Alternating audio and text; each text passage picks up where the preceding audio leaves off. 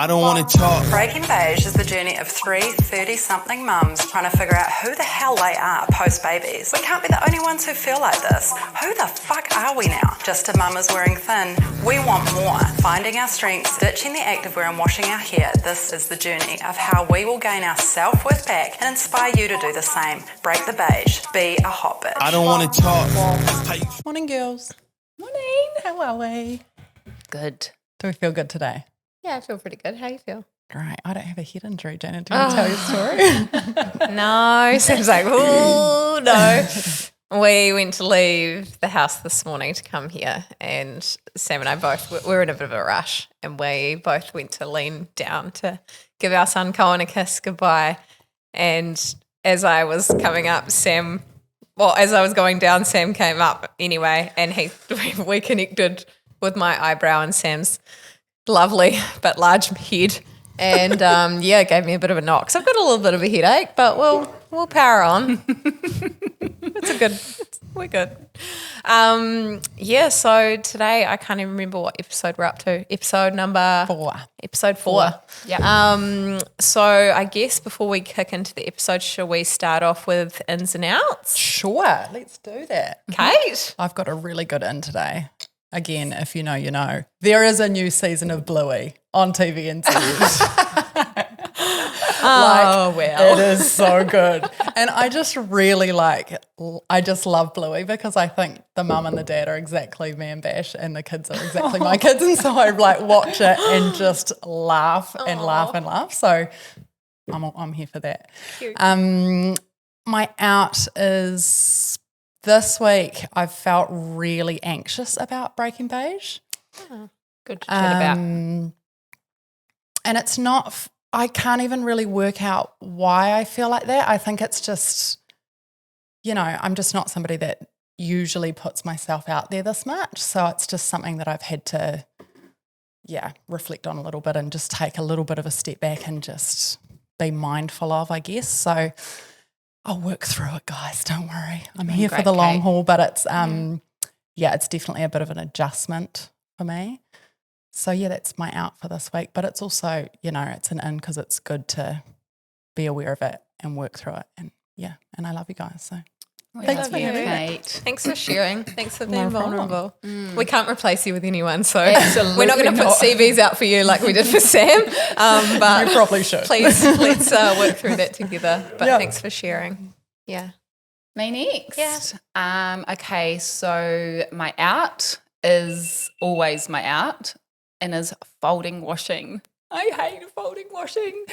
Kate ends up doing it every time she comes to my house, and I feel really bad about it. I have a constant pile of washing in my room because no one can see it. It's not in the lounge. It's not when you walk in the front door. It's in my bedroom, so never go in there because there's a constant pile of washing. And my in is, does anyone watch State of Origin? No. I knew you were going No, to You're but like my league husband fans. Bash does, and he loves it. I'm not massive into sport, but I love how much Hoy is. So if you watch State of Origin, you choose one team, red or blue, and Hoy's a big Queensland fan, and it's always really late. And I had gone to bed at 11 o'clock, and I was lying trying to go to sleep, and I hear this, "Go boy, yes, yeah, oh," and I was like, "Oh, I love how much that you love this." And then I rung today and this morning, I was like, "Did they win?" He was like, "Yeah, we're up." I was like, "Oh, I love that for you." That's really cute. I love how much my husband loves State of Origin. I would have to go for blue because I don't like red. Yeah. I don't the even know. colour. Yeah, It's the more colour. maroon. Yeah, I'm okay with, I wouldn't, no reds. Go for me. Blues. So that's my in. Nice. What about you, Gina? Out for me this week. I've had some really crappy sleeps this week. Just because our son, I think he must be teething. So he's a bit, lots of saliva. So he's been up quite a lot. So I've struggled a little bit with that. And I'm a bit grumpy. But and my in is Sam and I went for a cocktail evening and barbecue in Spa night with some friends, which was cool. And it was just nice to get out. I think I talked last week about how sometimes the routine feels like Groundhog Day. Yeah. So it was really cool just to go and do something, and we stayed at their house and we went to bed at like 3 a.m, but we didn't have to get up for kids. We had to sleep in, and I couldn't wait to get back to the kids, but it was just fun, like to go and do something and just something different. Yeah. Yeah, that's really cool. That's definitely my in this week. Nice. Another thing that people have been asking is what clothes are you guys wearing? So we've had a few requests to do outfit of the day when we're filming. So could we start with you, Kate? Sure, but I'm a diva today. I've got on an Anina Bing hood and an Anina Bing cap. But I have balanced that with cotton on jeans. Like that. Jeans. And I've got my trusty Birkenstocks on. Nice. And some farm socks. You know, why not? Comfort. I like it. Mix it up. Yeah. Renee? My turtleneck, skivvy, what do we call them now? Turtleneck. Okay, not is- skivvy. Yeah. It was skivvy when I was 8. This is an H&M one. I have a Dylan Kane belt on, and I have some wide leg Moochie pants on today. Moochie. You look good today. Thanks. Channeling so Kim do K, you. didn't you say? Oh, Better it's than. all there. Skims. So good. I am wearing a cardi from, I don't even know what the brand is, but it's from a local boutique. A local boutique. It's from a local boutique called Maiden. They have some cool stuff. My jeans are Levi's, 501s. And my boots are just, is it Blundstone? Is that how you say it? Blundstone. That's super comfy. They're always my go-to. So that's my outfit. Do we want to do Sam? Do you want to do your outfit of the day? What are you wearing, What are you wearing, Sam? Pants and a top. Parker's top and Chinos. Sam is wearing clothes today. Good Get boy. dressed. Good For boy. getting dressed. Attaboy. Nice. Cool. So I guess we'll crack on with today's episode. It's a little bit more of a deep, heavy chat. I suppose it's really important for us to acknowledge that there's lots of people out there going through lots and lots of different things on lots of different levels.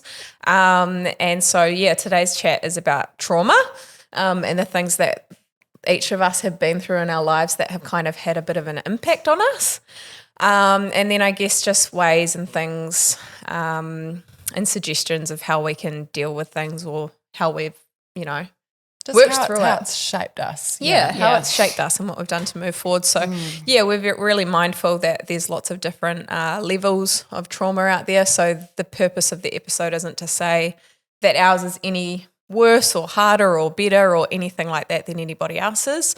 It's more just to share and be a little bit vulnerable and encourage other people that if they're going through something that they can, it might prompt them to reach out to someone and talk to someone who's been through something similar or someone who's close to them or even get, some professional help if that's what they need. So, it's not about anything other than being a little bit vulnerable and sharing a little bit, something a little bit deeper about us. Yep. We tend to be pretty fun and funny, but there's also things that have happened in our lives that have shaped us. So, we're going I to... think, too, on the back of the connection episode, it's about noticing if someone's not a hundy and being there. Yep. Being their person. So, Yep. Definitely. yeah. Already feeling really emotional. No, me I too. know, same. It's a lot. Yeah. But we're gonna hand it over to you, Kate, I don't really know how to start my story. Start from the start. from the very beginning. So me and Bash were, we'd been together for, I think, about 3 years. I was 26 or 27 and I was pregnant with Poppy. And I was just at work one day. Bash had his rugby finals and he was playing at Yarrow Stadium. I kind of just felt off all day, and then I went to my dad's for tea, and it was weird because he was like, there's something not quite right with you today. And I was like, oh, no, it's fine. Everything's fine. And then I went home, and then at about 11 o'clock, I text Bash and I was like, hey, I'm feeling a bit off. And he luckily was like, oh, look, we lost. And I actually don't know if he won or lost. But anyway, he was feeling off and he was like, sweet, I'm going to come home soon anyway. And he came home. He was pretty drunk, so he just kind of combed it out. And I just couldn't really sleep. And then I kept getting all this pain, and it sort of felt like I had a really bad curry and needed to, empty out the bowels. But we can all relate to that. Like, yeah, when you get that real big gut ache and you're Yeah. like, oh my God, it's going to be an explosion. Yeah. And I just couldn't settle. And then I ended up at like probably about 2 a.m. I started like screenshotting every time I was getting pain because I was like, oh, this is so weird. It's sort of coming in waves. But I'd never been pregnant before. I didn't really know like anything about this. How many weeks were you? that's what So gonna I ask. was 26 weeks at this point. Yeah. And then I went and had a shower and I couldn't stand up in the shower. And then I got out of there and I was just like, man, something's not quite right. And I went into the lounge. I didn't want to wake Bash up because I knew he like really needed his sleep and I didn't want to be dramatic. And then and I'd had like a reasonably dramatic pregnancy anyway. I'm not a very good pregnant person. I just like spewed the whole time, and it wasn't like one spew in the morning. It was like 13 times a day I would just chunder. So Yeah, I not was fun. like not a good pregnant person anyway. Yeah. My midwife was overseas at the time, and so I rang Healthline and I said to the lady, I'm getting these really weird pains. I'm 26 weeks pregnant. I don't want to be dramatic. I just wanted to like check in and she went through a whole heap of questions with me. She was really amazing, and she just said, hey, I'm actually going to ring you an ambulance. And I was like, nah, I don't need an ambulance. Everything's fine. Like, nah, it's sweet. And she was like, are you close to the hospital? And I said, yeah, we just live like down the road. So I said, look, I'll wait for my husband to get up and then we'll go and get checked. And then, and looking back, I wish I had let her call me an ambulance. But yeah, I got to about sort of 9:30 and I went and woke Bash up and I was like, hey, look, I think we better go to the hospital. I was like full sweats and like really like I'm feeling pretty unwell at this point. And we got to the ED, and then you know how you have to go up to the counter and like fill out the paperwork. They were like, come through right now. Like I didn't do any paperwork or anything. Yeah. And then I was like, oh my God, this is getting like really scary. And then Serious, yeah. they were like, what's going on? And I said, oh, look, I'm pregnant and I'm 26 weeks and I just am getting all these pains. And they wheelchaired me straight down to the maternity department, and then they did a internal examination and I was 9 centimetres dilated. Like, what a boss handling it like that. You're like, I don't want to be dramatic. You're but I literally. didn't know. Like it was my first baby, and so I was just like, maybe this is just normal. And then I just thought like, that just doesn't happen, you know. And we hadn't even talked about with the midwife like any kind of situation like that because it was just, It was too soon. yeah, it was. So I was like, this is just going to be like I've got a urine infection or, you know, something like that. Anyway, so the baby was coming and Bash sobered up pretty quick at that point, and he had to go and make all these phone calls to our family. And it was pretty dire. Like they were like, you know, it's 9 centimetres. We don't know how long this, like she could come in 10 minutes, you know. We didn't know it was a girl either. But Bash, I felt really sad for Bash because he had strict instructions. They kind of like pulled him away and talked to him about what would happen when the baby came. And they were just trying to keep me really calm. And they like pulled all the blinds, turned the lights down, and they were like jabbing me with steroid injections and trying to get like slow everything down and keep it really calm and keep the baby in there. But there was like it was too far gone. And so that actually worked quite well. Like I didn't have her for, I think, 4 hours after that. And then, yeah, Bash had to ring all our family and say, like, get here now, which was quite scary because my mum and my sister, who are like my besties, they were in Cambridge, and Bash's family was all in Masterton, and they were actually in the movies at the time. Oh, that's right. He had to ring them like non-stop, and then his mum walked out and was like, what's going on? And he was like, you've got to get here now, Kate's having the baby. Yeah, so Bash's strict instructions were that like as soon as she came out, she was going to get put on a ventilator if she was alive, and then she would get taken straight to neonates, and then they were going to fly her straight to Waikato. So being like a first-time dad in this super scary situation and not like having these instructions, that was like all he knew to do, you know? So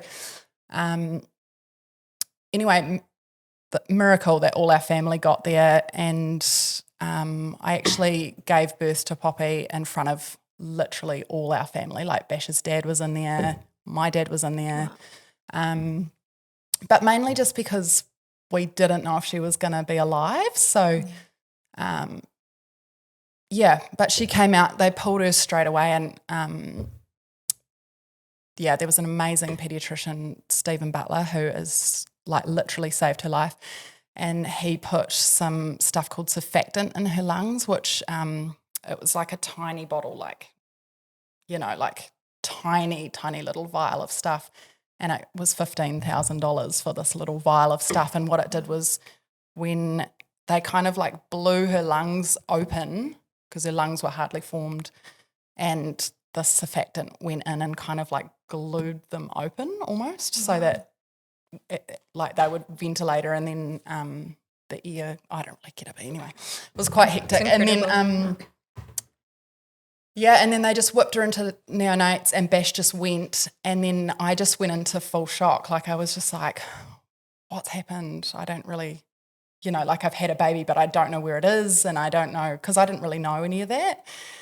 And then I just went into like host mode, and I was like, right, who needs a cup of tea? Oh, Kate. Of course you did. Like, of course, you know. And then, and then I had to deliver the placenta. Like, I didn't even know that was going to happen, you know. So that was all quite scary. And then I just remember, like, straight away, the midwife, who was amazing, she was the on-call midwife, she just straight away was trying to like squeeze my boobs and like milk my boobs to like get the like colostrum milk going and the colostrum out, and like Poppy really needed that. So anyway, long story, but Poppy and Bash got the life flight straight to Waikato, and I had to stay in hospital in New Plymouth because 2 patients can't go on that plane at once. And my dad had to drive me up a few hours later, but I had to like go home and pack bags for us, and we didn't sort of know how long we were going to be up there, and I like literally didn't pack one thing for myself, and my poor mother and sister were just like, we've got stuff, you know, like we'll go shopping when we get there, it's fine. And then Kate, what did you pack? In shock. What did you pack? I really think you need to tell this, because it's like, what the heck were you thinking? I packed the best bag for Bash ever, like so much stuff for Bash. And then for myself, I literally just put in my hairdressing scissors. And I don't know why, but I think I just thought like, oh, maybe one of the nurses will need a haircut. Like, what a Always freak. thinking about everybody. Oh, it was just a weird thing. And then it was just like a wild, like I just couldn't even register what had happened, you know, so I couldn't understand really why we were going there. Or anyway, we got to Waikato at about 3 a.m, and then I just like lost the plot. I just burst into tears and I couldn't stop crying, and Bash just didn't have the capacity really, because he was just so stressed out that he had all these instructions that I didn't know about, that he just couldn't really... he just couldn't like console me, or because he was just he was in shock and I was in shock, and I was like, what's happened? Like, what are we doing here? And I don't know where I am, and you know, it was just quite hectic. But anyway, we ended up spending 8 weeks in the neonatal unit up there. It was pretty touch and go for a long time, and there was a lot of days, you know, you'd kind of build a relationship with another mum that was there in the, you know, pumping room or whatever, and you know, the next day you'd walk in and that section would be empty and that baby had passed away. So it was just like constant devastation. Yeah, you'd see somebody crying in the hallway and you knew it was really bad, you know. But Poppy had like multiple brain bleeds and blood transfusions and all sorts of stuff. So it was like, yeah, it was pretty touch and go. And they didn't think that she was going to be she was potentially going to be blind, and she would need to be on a respirator forever. And there was lots of really scary things that they talked about, especially with her brain bleed. They were like, oh, it could be that she's disabled or whatever. Then we got flown in the chopper. Well, Poppy got flown in the chopper back to New Plymouth Hospital, and we spent another, I think, 7 weeks there. And it was just a really super, super traumatic time. I think there'd be lots of times where I felt like I couldn't love her, which is quite horrible. But I was You're like fully protecting myself. Like, I don't want to love her. Don't cry. I'm. I don't want to love her one because of us was going to go first. I knew it was going to be me or you. Because I was too scared to love her because I thought she was going to die, and she did die. She died like 11 times in that period. So, but they always managed to revive her, and she just came out amazing. But it was just a super scary time. And then we ended up getting to take her home. So we'd been in hospital for 3 months, and we got to take her home. And I just remember me and Bash getting home with this tiny little baby, and like, she was tiny, and she was already 3 months old, but she wasn't even the size of a newborn. She was just mini. She was in 6 zeros, which, if you know, you know. And we just got home, and me and him just looked at each other, and we were like, we don't know what to do, because we weren't allowed to touch her really for like the first couple of weeks, and it took a long time before we could even hold her or have skin to skin or do anything like that. So it was pretty hideous. And then, but amazing staff, amazing health system, so thankful. Like, if we were in America, we literally would have had to choose. Yeah. Like, we couldn't have paid for her care. It was thousands of dollars a day to keep her alive. And then, since then she's had a couple of heart surgeries at Starship. She's 9 years old now, and there is literally nothing wrong with her. She's just Beautiful. an absolute miracle. Miracle, yeah. But Not without the trauma. not without the trauma. So I think, for us it was amazing because, stop crying. I'm so shaky in my voice. I'm like, oh my God. Don't Make eye contact with me. I thought I was going to have to give Kate a hug, but now I'm like, I think the intention is so I think that if you know Poppy too, like, Yeah.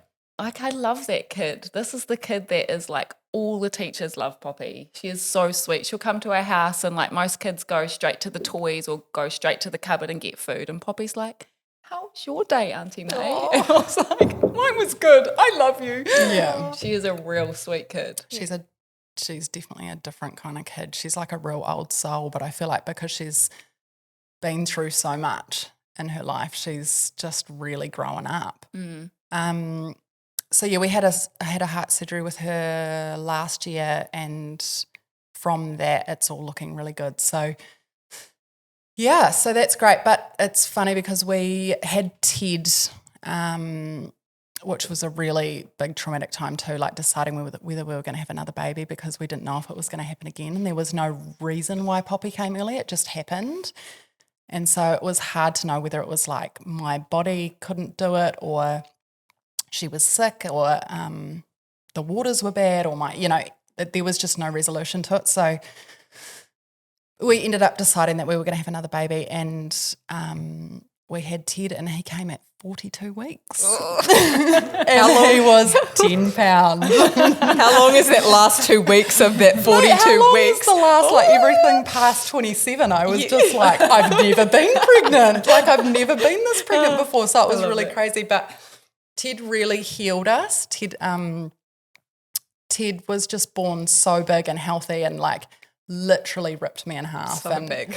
Like, there was a lot of stitches, but Ted just like, after I had been stitched up from Ted, they put him on me, and he just like searched for my boob and just sucked for like 45 minutes. And honestly, every second of that, I was just crying and I was like, this is what it's like. Like, this is what it's like to have a normal baby and like a baby that can just feed straight away. And I was just like instantly healed from Poppy's trauma. And I was just like, we've just got a really fat, good baby. Like, I'm so thankful. Like, it was, but yeah, we would have had, I don't know if Pash would agree with this, but I still like pine for more kids. I would like love to have like 30 kids here. But I'm a really bad pregnant person. And I just felt like we had these two extremes and it was so hectic in, both respects that I was just like, yeah, it'll be triplets next time. And like, that's just not fair. So yeah. Everybody wins. We've paused on that. But basically the thing that we got out of it, like me and Bash are just wildly tight. Yeah. Like wildly tight. And I don't think that anything could be worse than that. Like if we didn't make it through that, that would have been understandable. But now I just feel like there's nothing that could be as stressful or as like hectic as that time. And he's just an amazing person, an amazing support person. And I just like love him. He's like, we're just tight. We're good. Okay.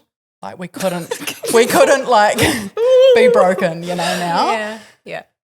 So yeah, but it's definitely something that's still, it's still a real trauma for Bash, and I think he really struggles to talk about it or look at photos or from that time because it was just so worrying for him and it was so out of his control. So if anybody like knows Bash and you ever try and talk to him about Poppy, he just shuts down. He won't talk about it. So, and that's fine because that's just who he is and how he deals with that. So, but Poppy's really interested to know her story now. Like she's got to an age where she's quite interested in it and she loves knowing all the little details and it's pretty amazing. So yeah, anyway, enough about me. Can someone else have a turn? You did really well, Kate. Oh, that was quite stressful, guys. Sorry. No. And I did want to show you this. I know, if you can't see, but we'll put up a photo of this. But this is a normal newborn hat, and this was Poppy's newborn hat. So this, like, for those of you who can't see, it wouldn't even fit a tennis ball.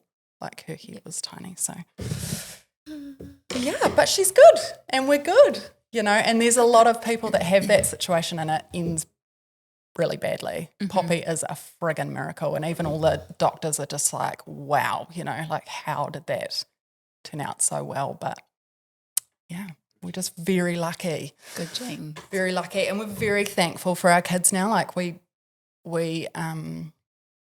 it was like exactly what we needed to make ourselves good parents and to be really thankful people and to be proud of our kids and really thankful for them every day. So I try really hard to parent that way, parent in a thankful, grateful way because I love them. Now I love them. Yeah. Anyway, Thanks for sharing, Kate. I know that was a really vulnerable was quite time. hard to do. Yeah, it's Anyway, vulnerable I've and got it's the shakes. and you don't know how many people are listening who are like, oh my God, like who have been through something that they could, could relate to on that. So Yeah. it's cool. Thank you for sharing. No problem. Who's For next? sharing, caring. Do you want to go next? Sure, I'll go next. Okay. Yeah, the trauma that sticks out for me the most is when Jax he is our youngest child. He's now 5, and when he was 6 weeks old, Jax and I got meningitis and got really sick. Oh. Take a minute.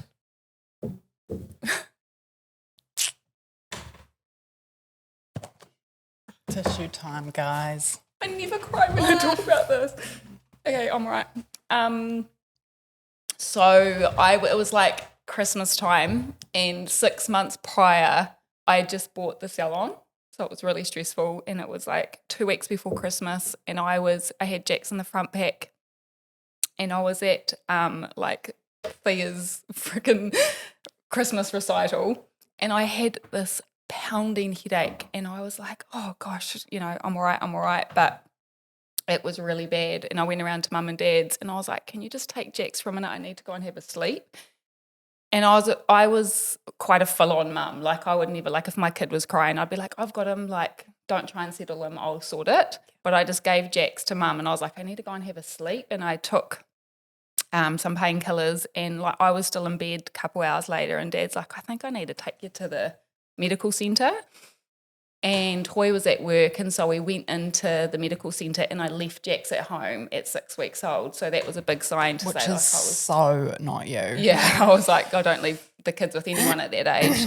If you know Renee with a newborn, Renee's like, leave it on me. Yeah. I will sleep with it. I will have it on me. I love that phase, like you just. Yeah, it's no one on can me. hold your Yeah. baby like Yeah. you can. Yeah, so I'd left Jax behind, and Dad had rung Hoy, and he was like, I think you need to come to the medical centre. And Hoy's just like, what? Whoa, what's going on? And they get there, and like you, Kate, I'm much like, I'm fine. It's just like a really bad headache. Can you just make it go away? And then they started throwing the word meningitis around, and then I think I got quite freaked out. I had backache as well, which they talk about with meningitis. And then all of a sudden we were rushed up to ED and put in isolation, and it was all quite serious. And I kept saying, I've got a 6-week-old baby. I've got a 6-week-old baby, because they're giving me like medication. I'm like, can I have this? I'm breastfeeding. And I was just worried about Jax. And then they had to give me a spinal tap. And then they, like a lumbar puncture. But before that, which I joke about, is they gave me fentanyl, which, Sam, you can agree, took everything away. Like I was like, I'm not even sick anymore. And I've only just realised now, I did not feel my lumbar puncture with having that medication beforehand. So they gave me a lumbar puncture, and they took me up to a ward because they don't know whether to treat it for bacterial or viral, and they've got to send your spinal fluid away to get it tested. So I went up there, and I was kind of ringing mum, and I was like, is Jax okay? I haven't fed him formula, like he's fully breastfed, which is fine. But Jenna, my younger sister, her first child and Jax are cousins, and they're only 6 months apart. So Remy was 6 months old, so Jenna expressed milk and fed Jax. Yeah. I didn't realise that. That's amazing. Yeah, and mum's like, it's all right, Jenna's got some milk. And I was a bad cow, she's a great cow. She's got, she had so much milk. So she'd expressed some to feed him, and then she expressed again, so they had some milk to give him. Oh, I know. That you can do that as well, and that you've got someone, Yeah. who's So we were like all on board for it. And then like mum, I was in hospital for the night, and I was sick, man. Like I had the hot sweats, and I was really crook. And then I just kept asking. I was like, I have a 6-week-old baby. He's been on me for the last 24 hours. Like if I've got this, he's got this in my head. And then so the next morning, they're like, yeah, bring your baby in. And all in this time, like meningitis is quite contagious, I guess. So then Hoy was like, well, I can't bring the other two in. Like we don't want everyone to get this. So they brought Jax in, and then within a couple of hours, he had the shakes. He had a really high temperature, and he wasn't right. Yeah. And although I was still really sick, I just switched on mum mode, and I was in a ward for adults, and I had him there with me. And I said to the nurse, there's something wrong with my baby. Like he's not right. And they're like, well, look, he's not our patient. So if you want to get him treated, you have to take him through ED. And she kind of just said that lightly. She was really lovely. And then she kind of checked me and left. So I was like, right, that's it. I got dressed. Oh my God. And I put him in the front pack with my IV. And then I started walking down the hallway. And the nurse was like, where are you going? I was like, my baby's sick and he needs something. And she was like, no, come back. We'll get one of the pediatric nurses to come up. And then she came up and she was like, yeah, he's sick. So we got taken down to the children's ward.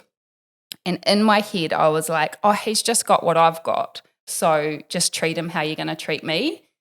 But then they were like, nah, we have to give him a lumbar puncture.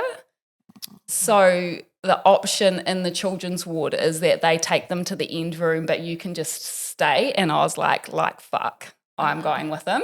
And my mum was there. If you know Jax now too, he's got a really husky little voice. Is this what you're going to talk about? And your mum always says it is because he screamed so hard when he had this lumbar puncture, but he's like he's got the best voice. he's really yeah, he's awesome. I don't think it's like medically right, but she was like, he burst his like voice box when he screamed so much. Yeah. So I'm also sick too, but I did not feel sick at all in this stage. I was like, I'm fine. So I had to hold him in a semicircle and just talk to him while the guy got it. I felt it was horrible. Yeah. And then he got so sick that even putting a line in was really hard. So no one could get it in. And we got this lady, is it Yvonne? You know, that head of the kids, well, it was 5 years ago. Kids, yeah. She was about to go on holiday and they were like, get her in to put this line in. I was like, yes, get her in, get like the main lady. Yeah. But all his veins had like retracted. So they were trying all these, because I was like, once the lumbar puncture's over, that's fine. But they still had to get a needle in to get the meds in. It was a nightmare. And so much anxiety around that. And so she got one in his foot. And I was so protective over this foot because she said, if this falls out, we're going to have to put it in his head because that's the closest where the veins are. So they got one in his foot. And then honestly, after that, it was just the next 4 or 5 days in hospital and, you know, we were getting better. And I just really wanted Hoy there. But he was like, I'll hold everything down at home because we were still really worried that the kids could catch this. So, yeah, it was a week before Christmas. It was the busiest time at the salon. I had 2 other kids at home that I felt really bad. Like they would ring crying and then I think one of them got the vomiting bug or something while we were in hospital and there was like nothing I could do. And then I think until now, just a little side story, I have an underactive thyroid and I'm trying to manage that now. And looking back, and I've only just figured this out in the last 6 months, is that can come from pregnancy, but also from virus. And I think that happened at that time. And I also, obviously, clearly, because I'm crying, still have trauma from it. Because you talk about it and you talk about it. And I got home from the hospital 5 days later, and then it was like Christmas in a couple of days. So you just get on with life, right? But I was exhausted. I was so tapped and so tired. And then I think now looking back at it, I didn't express these thoughts, but I also didn't think Jax was going to live, which was not rational because we both got home and we were fine. He was fine, but probably for 6 months I slept in that room with him. And if he cried, I picked him up. There was no crying it out. There was no sleep training. There was nothing because of that trauma. And now when I think about looking back, I probably did, whether you call it postnatal depression or whatever, I had these thoughts, but I kept them to myself. But they were not rational. But when you get home and you have 2 other kids and a business and a household, I hired a cleaner, which I said I'd only use until I, was better, but she still comes once a week and she's great. And yeah. And then I also now he is a spectacular child. He is and so cool. Think that he would probably still be like this because he's the youngest child, but I've definitely parented him differently because of that experience together. Yeah. So that was the story. I didn't think I'd get so emotional about it because I talk about it all the time. Oh yeah, me and Jax got meningitis, and I just say it like that. Yeah. But it was really hard. So that's my story. And I also kind of wanted to touch on when Jax was a year old. He had just turned 1. I also lost a really good friend of mine.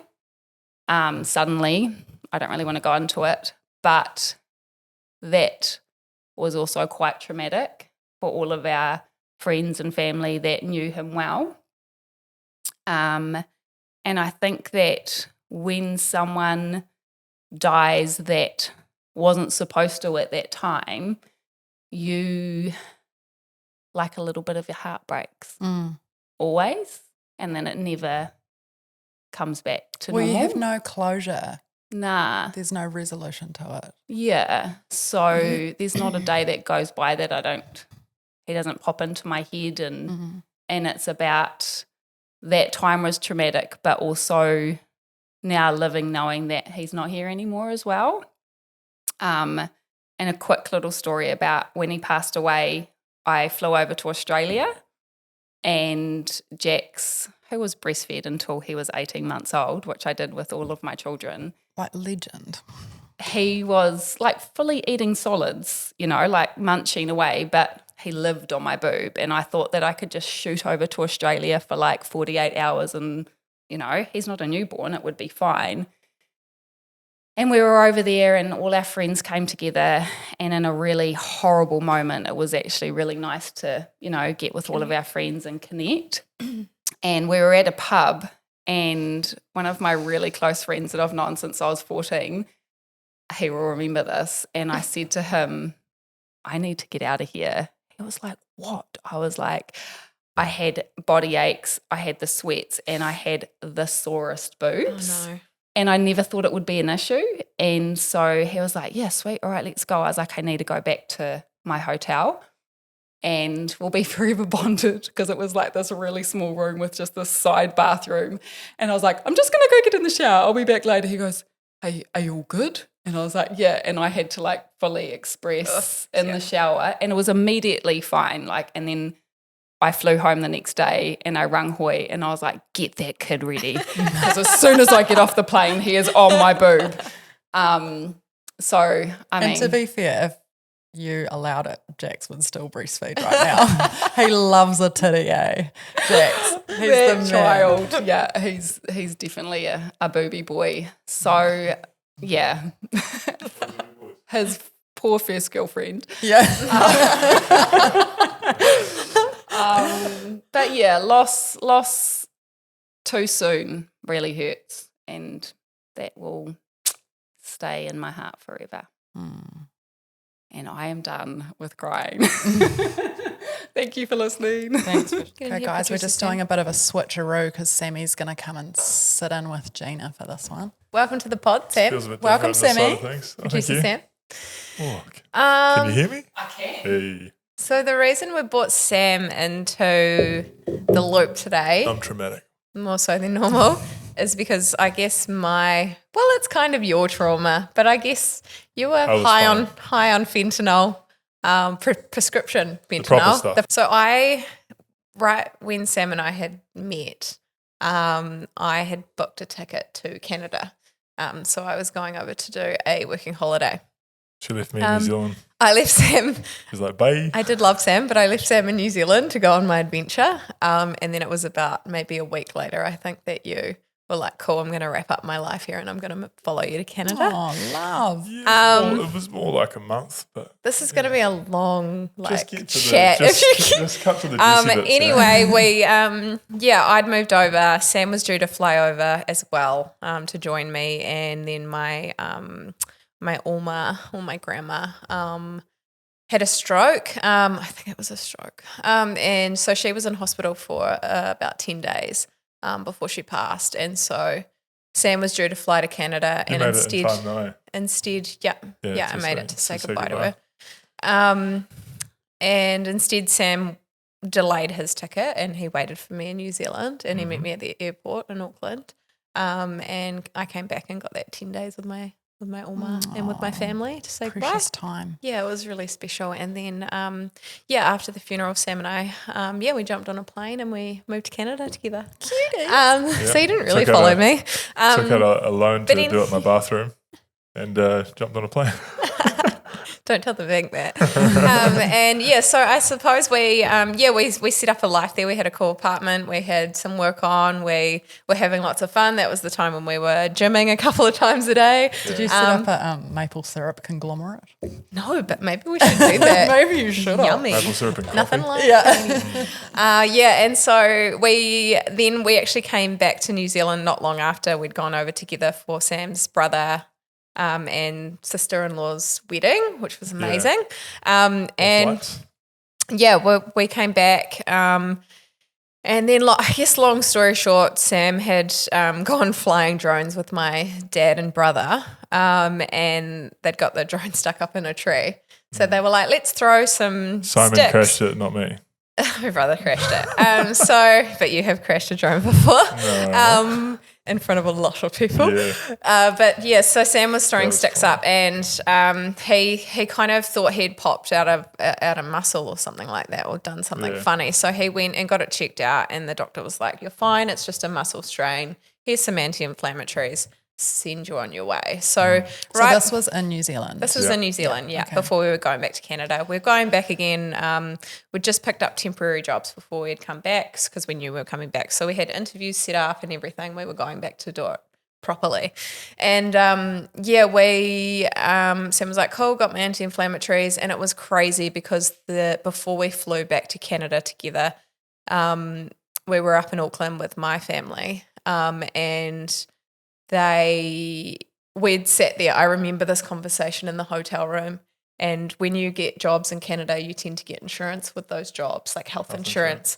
And we'd had this conversation. I was like, do we really need to bother with getting health insurance? Because we're literally going to, go straight into interviews when we get there and get these jobs.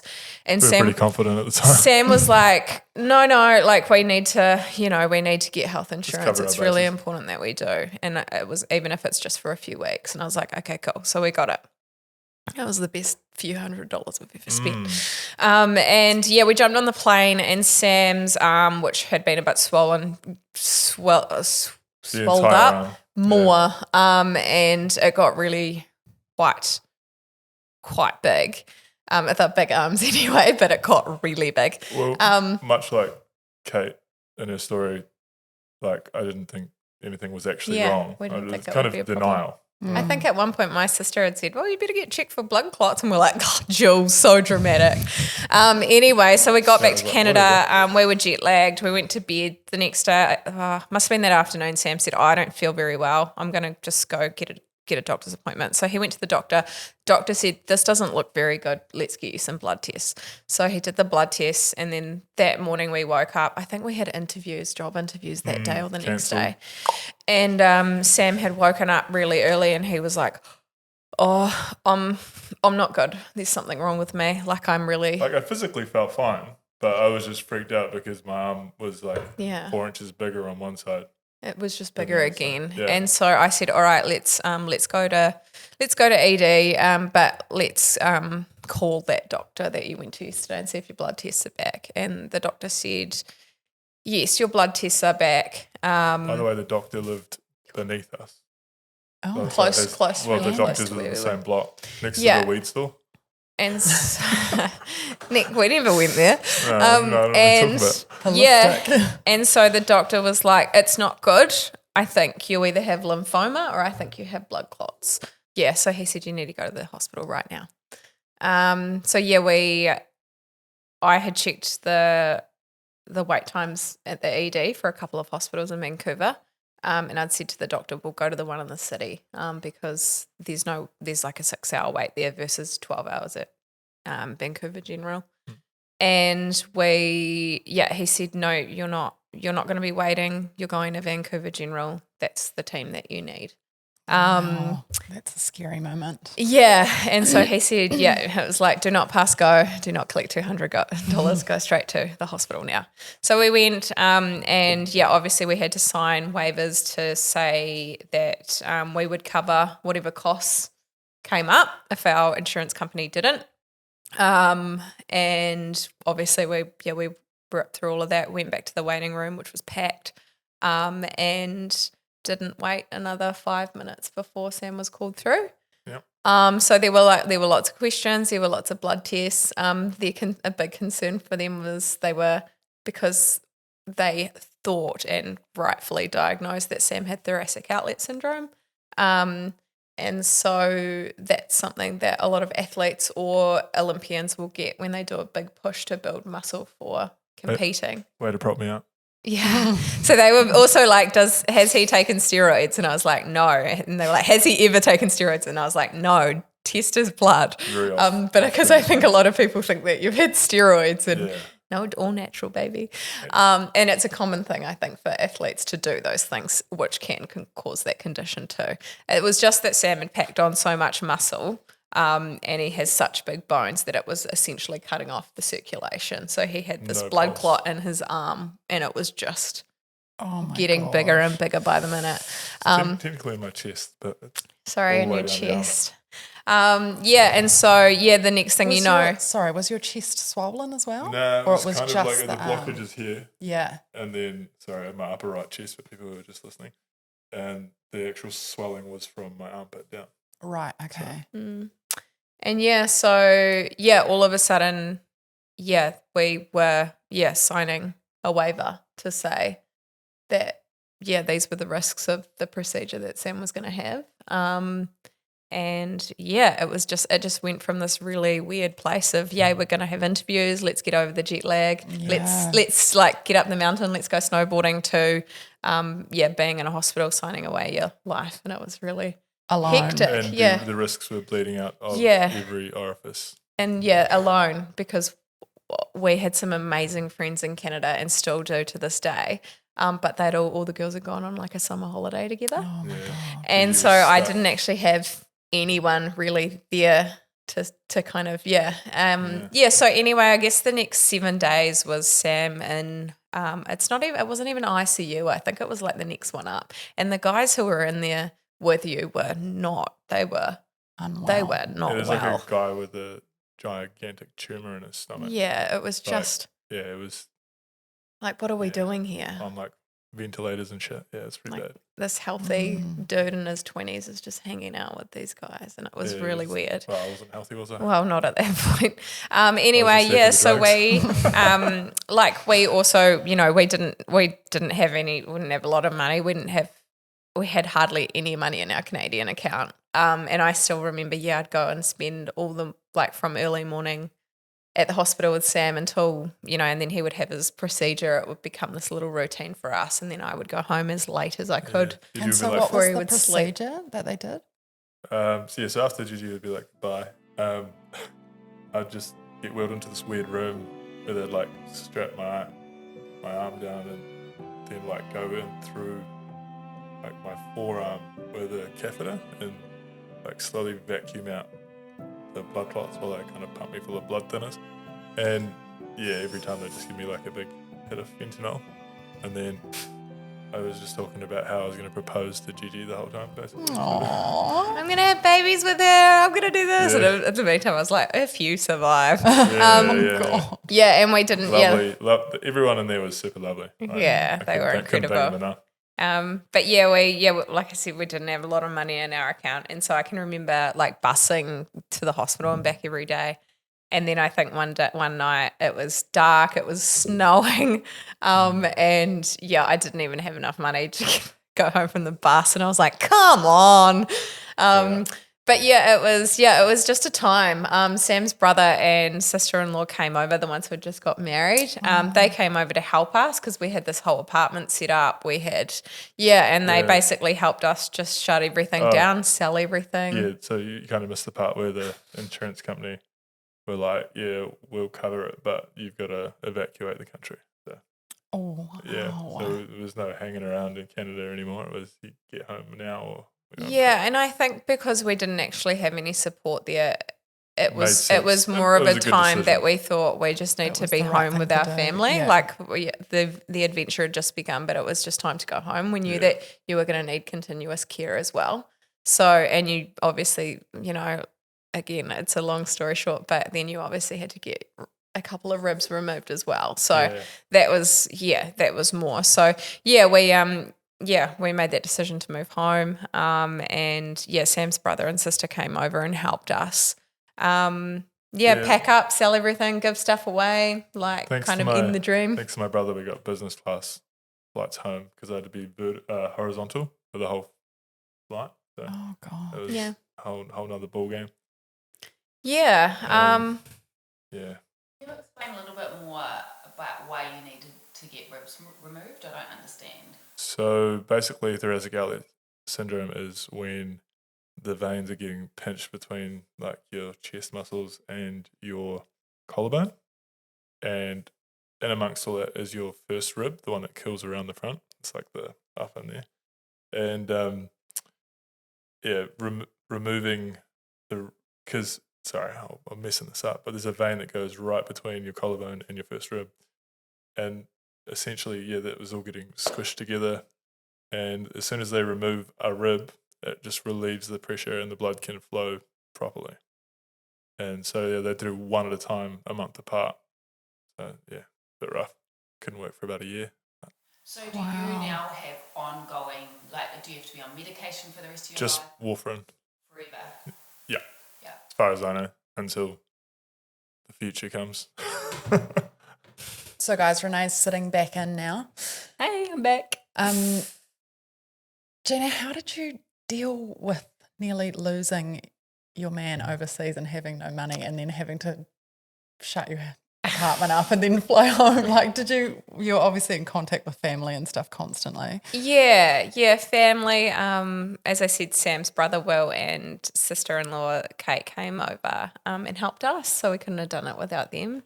And having their support, just to do all of that. But I think you just go, like at the time I wouldn't have probably said, oh, this is very traumatic for me. I would have said it was very traumatic for Sam. But I think reflecting back, I just went into like that to-do list. What do we have to do? What do we have to sell? What's worth selling? What do we just have to get rid of? When are our flights? When's this? Like just kind of ticking Just through action that. mode, Yeah, and there was a point as well where Sam came out of the hospital and we were kind of just in our final days in Canada, and one night he didn't feel very well and we actually had to take him back into hospital, which was, so then it was like, okay, cool, let's get through this and hope to get him out. And so it was just list ticking, I think, just like what we do maybe as mums, as I wasn't a mum yet then, but That constant worry that even organised. the flight, because like blood clots on a flight can happen to just anybody. So what he's been through and then having to have that massive flight home, were you worried the whole flight? Because he was on blood thinners at that point, we knew that the risk for that would be lowered. Air New Zealand had actually also, like Vancouver General we gave them permission to get in touch with Air New Zealand about Sam, and so we were in business class home, thanks to Sam's brother Will who negotiated that for us. But there were like 3 or 4 nurses. They made sure there were 3 or 4 nurses in looking after business class that day, and a lot of people who've worked for Air New Zealand have also had other careers before, so they made sure that there were nurses on there, which made us feel a lot safer as well. They made sure that they had clearance from, obviously there's a Air New Zealand doctor as well who has to approve when, cases like Sam's would be on the plane. So we felt really safe in that. I got on that plane, honestly, and I couldn't believe we'd packed everything up. And we were just on our way home, and then one of the air hostesses came past and she was like, champagne? And I was like, Did you? Not for him, but I'll take 2, please. I think, how did I deal with it? We came home. We had to renovate Sam's house. So there were months and months and months of painting, which I relate more with Renee now, and I would outsource that next time. And then I think we came back, and then I went to WOMAD, like the World of Music and Dance Festival, with my bestie Lauren. And we had a great time, and we danced, we drank, we chatted, and then at one point of the night we just sat down, and somehow we ended up talking about what had happened with Sam in Canada. And the next thing I know, I'm just bawling my eyes out. Like there's all these people around, and at one point I must have had this really sober moment where I was like, fuck, everyone can hear me. Like everyone can hear me blubbering to Lauren. And she just sat there and she just listened to me, and she like fully understood, like she was just there for me, and she said the right things and asked the right questions. And I just had a cry, and then I sort of felt like for me, that was what I needed. Yeah. I just needed to sit down with someone who just, would listen and be there for me. And that for me was really, really healing. Yeah. And I don't know if she knows, well, she does now, but I don't know if Lauren, knew quite how much that moment of like potential embarrassment for me, sitting there blubbering to the world, but how much that meant like in that moment. Helped. Yeah. And helped, and healed, It's interesting how differently people deal with their trauma too. Like, not to bring it back to me, but Bash obviously doesn't want to talk about it. That's just how he's dealing with it. And I always want to talk about it, especially to my mum and my sister, because they were there through the whole thing. And I feel like the more I talk to them about it, even though it's probably really annoying for them, it won't be. But, I just always think like there might be something that I didn't remember or didn't know about, or a conversation with a doctor or something that you're like, oh, I didn't know, and it's just the more you talk, the more you're like, oh, that's put another little Band-Aid on, like it's good. That's a good thing. So were you like that? Well, I even feel like this has been quite healing. Like, I feel weird that I cried when I told that story right now, but I cry when I'm nervous, and I was nervous about telling it. Jax is nearly 6, and I talk about that story all the time, and I never cry. But probably just sitting with you guys today is healing as well, And I think it's really healthy to do that. I think there's so many different things that, you can feel trauma about. And I was saying to the girls before, like, I remember we had been in the hospital for months, like 2.5 months sort of thing. And this woman came in and she was just like beside herself because her baby had been born and it was jaundice and it needed to go under the lights for 12 hours. And at the time I just thought like, oh my God, like I've been in here for months and my baby's so sick and your baby just needs the lights. But looking back on that, I'm like, that was so scary for her. Of course, that's a terrible day for her. Just because I was like angry and desensitized to neonates doesn't mean that somebody coming in with their brand new baby, that's not absolutely traumatic for them. So there is little things that can happen throughout life that might not seem a big deal to somebody else, but are a really big deal for you. And it's just, you've got to figure out your way to get through it and get past it. And if that's talking, then talk, find someone to talk to. I'm no expert in this, but I feel exhausted now talking about all of this. Do you? Yeah, it's like, because it's like, woof, Yeah. Like it takes a lot out of you to hear and tell and share because it's emotional, Yeah. Yeah. Oof. Heavy stuff. Thanks for sharing, girls. Thanks for for being sharing. vulnerable. Yeah. Thanks game. for listening, everybody. And it can be big, it can be little, it can be anything. And if it's valid to you, it's valid. Don't ever push it away. Talk about it. Yeah. Find your people and talk about it. Yeah. I'm into it. I hope my face wasn't too traumatic for the camera. It's not traumatic. And if you're traumatized by Sam's face. All right, high five, guys. That was a toughie. Thanks, Sam, Thanks, mate. how was that? Don't be mean. Look, I don't wanna talk. How you try and press the kid and read it? You was